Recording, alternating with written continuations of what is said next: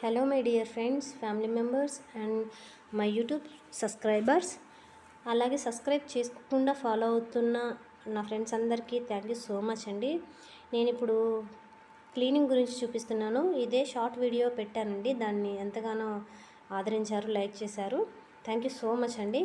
మరి ఇప్పుడైతే ఇక్కడ నేను క్లీనింగ్కి ఎలా ప్రొసీజర్ అంటే ఏం లిక్విడ్స్ వాడాను అనేది నా డీప్ క్లీనింగ్ గురించి ఇక్కడ చూపిస్తాను.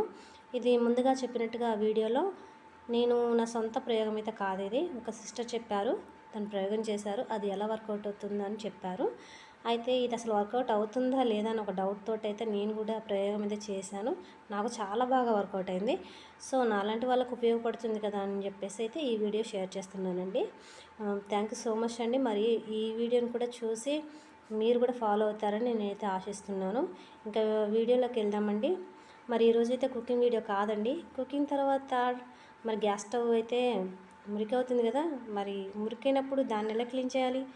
నేను కుకింగ్ వీడియోస్ చెప్తున్నాను కాబట్టి ఇప్పుడు గ్యాస్ స్టవ్ ఎలా క్లీన్ చేయాలి కూడా అదే నేనే చెప్తాను. ఇంకెందుకు లేట్ ఎందుకు, ఇంకా వీడియోలోకి వెళ్దాం పదండి. ఇక్కడ ముందే ఎంత డర్టీగా ఉందో ఫస్టే చూపెట్టాల్సింది, ఆ క్లిప్ మిస్ అయిపోయింది. సో పర్వాలేదు. ఇప్పుడైతే నేను ఇక్కడ ఒక లిక్విడ్ చూపిస్తున్నాను కదండి, ఇది అయిపోయింది ఆల్రెడీ. అంటే నేను తయారు చేసుకొని వాడినాక దాని రిజల్ట్ ఎలా ఉందనేది ఇప్పుడు రివ్యూ చేస్తున్నానండి. చూసారు కదా ఎలా ఉందో, ఎంత నీట్గా వచ్చేసిందో. ఇంకొకటి ఏంటంటే, మీరు ఎప్పుడు గ్యాస్ స్టవ్ మీద స్క్రబ్బర్లు కానీ గరుకుగా ఉండి ఏది పెట్టి స్క్రబ్ చేయొద్దండి. పీచు పెట్టి కానీ స్క్రబ్బర్లు ఏమి వాడొద్దు, ఎందుకంటే గ్లాస్ మీద గీతలు పడిపోతాయి. ఇంతకుముందు నేను అలాగే చేశాను. సో నాకు కొంచెం గీతలు పడ్డాయి. తర్వాత నుంచి నేను నిమ్మ చెక్కతోటైనా కాటన్ క్లాత్ తోటైనా అలా క్లీన్ చేస్తున్నాను. ఇంకా లేట్ చేయకుండా ఇంకా ఇప్పుడైతే ఆ లిక్విడ్కి కావాల్సినవి ఏంటో చూపిస్తానండి.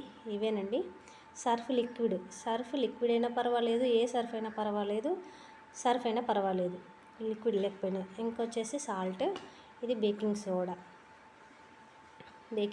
అండి. ఇంకా పక్కన వచ్చేసి ఈ బాటిల్లోది నేను ఫిల్ చేసుకున్నాను అనమాట. 2 బాటిల్స్ ఫిల్ చేసుకున్నాను. ఒక బాటిల్ అయిపోయినాకనే రివ్యూ అయితే చూపిస్తున్నాను మీకు. ఇప్పుడైతే అయిపోయిన బాటిల్ని మళ్ళీ రీఫిల్ చేసుకుంటున్నాను. చిన్న బాటిల్ మీరు కూడా దీని ప్రయోగం చేయాలంటే ఇలా చిన్న కప్పుతో మెజర్మెంట్ చేసుకోండి.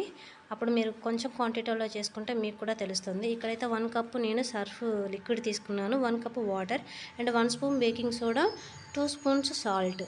ఇదండి మెజర్మెంట్. నేను పోయినసారి అయితే ఇప్పుడు లెమన్ చూపిస్తున్నాను కదా అక్కడ, నేను ఇప్పుడు లెమన్ అయితే యాడ్ చేయలేదు.